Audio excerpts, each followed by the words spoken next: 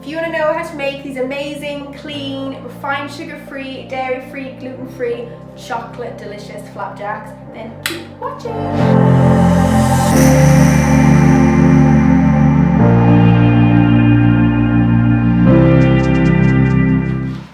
So today has been one of those days, you know, when you just need to listen to your body. I've just felt like more tired than usual, just, you know, you just can't be bothered. So I've had a bath, my hair's all washed, and in true self-care style, I need some chocolate. So I'm gonna make these. Last time I made these was actually the other day. We've eaten them already, so I need to make another batch. I posted them on my Instagram. I had loads of people asking me how to make them, so I thought I'll just do a video. So if you are someone that suffers with a hormone imbalance or anything like that, sugar, as we all know, I mean, for a normal person, sugar is the devil, but if you've got a hormone imbalance, it can really play havoc with them, especially with someone with PCOS. Should really avoid sugar at pretty much all costs. But I have got a massive sweet tooth, and I know a lot of people do, especially when we have our cravings and stuff like that, and yeah, sometimes we just need chocolate. So what I love is just making these kind of healthy little treats that are really like indulgent and really hit the spot when you got that craving, but do not drive our hormones insane and cause even worse symptoms. So this is one of my favorite ones to do. So with any kind of like baking or anything like that, it's always good to start with the dry ingredients and then do the wet ingredients separately. It doesn't matter which one you do first, just as long as they're separate. I have these amazing little cup measurements and spoon measurements as well that my husband got me for Christmas. I did ask for them, but they are just so handy. They literally make it so much easier when you are just trying to cook a really quick recipe, because this one is really easy and quick. So I'm going to start with 2 cups of oats.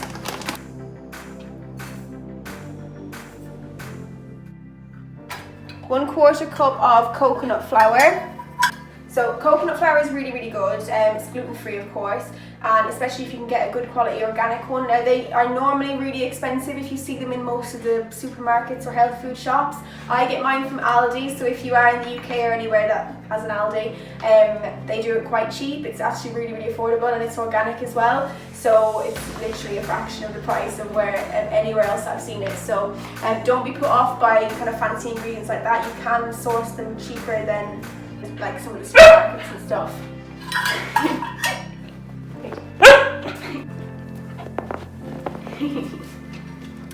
Now you want 2 teaspoons of cocoa powder or cacao powder if you can get that. Again, they sell that in Aldi, raw cacao powder, which is basically just the less processed form. So, and it's kind of like a superfood really. It's really good for you. Next, I want 2 teaspoons of stevia. Stevia is really good. It's obviously, if you are trying to avoid sugar, avoid at all costs things like artificial sweeteners and stuff like that, because they are even worse. They're full of really harmful chemicals.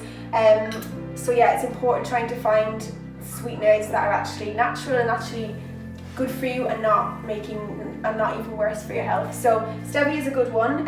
Again, you can find it in kind of like supermarkets and stuff like that. Now, 2 scoops of vanilla protein powder, so whatever one that you tend to use. I use a plant-based one that's got full of nutrients and loads of really good ingredients, but yeah, it doesn't really matter which one you use as long as it's, I would always advise plant-based over like whey protein. It's just not as good for you.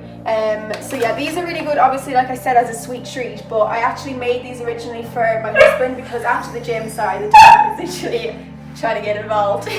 Shush.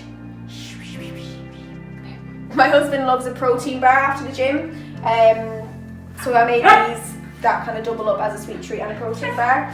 So adding the protein powder is really good just to get the extra protein in. So that is the dry ingredients. So just mix it all up nicely with a wooden spoon. So already you can just tell that is just going to be chocolatey goodness. So that's all mixed. So now I'm going to move on to the wet ingredients. I'm going to start with coconut oil. Now this is another amazing ingredient that you must have in your cupboard. I've been using this like forever. My mum used to always have a jar of this in the house, so that's kind of where I've learned that from. It has become kind of like trendy recently for a reason. It is amazing for everything, for cooking, for like skincare. There's a million different the ways that we can use it. It's so, so good. Always get the organic raw version. You can get like a really cheaper one and it's just not good. It's not the same stuff. It hasn't got the same benefits. So always look for the organic cold pressed one. So I'm doing 3 tablespoons of this.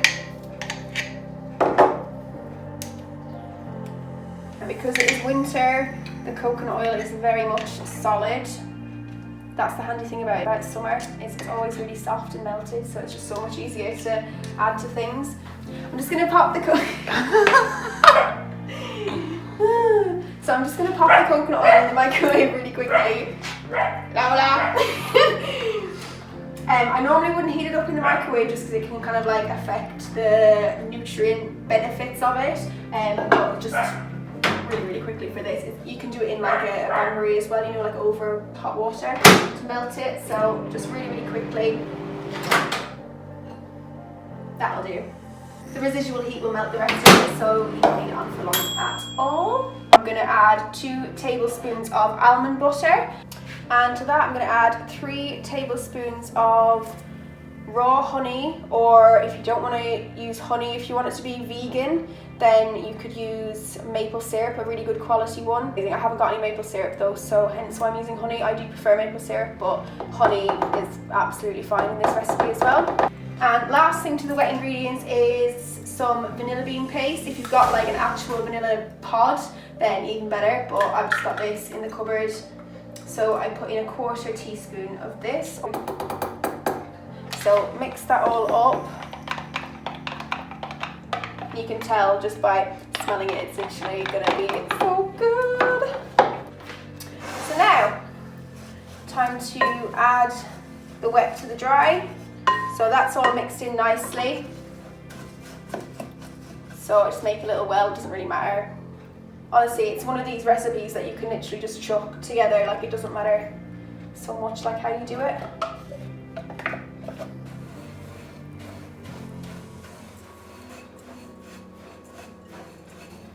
Now, so once it's all kind of roughly mixed together and looking kind of sticky, time to pop it in a tray. So I've literally just got a little baking tray, which is perfect for the size of this. Just chuck it all in.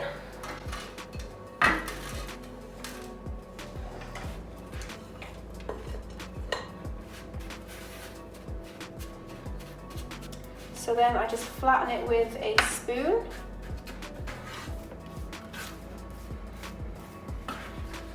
So once it's all nice and spread evenly, it can go in the oven. So I normally bake these for about 20 minutes. So 20 minutes on about 180 degrees.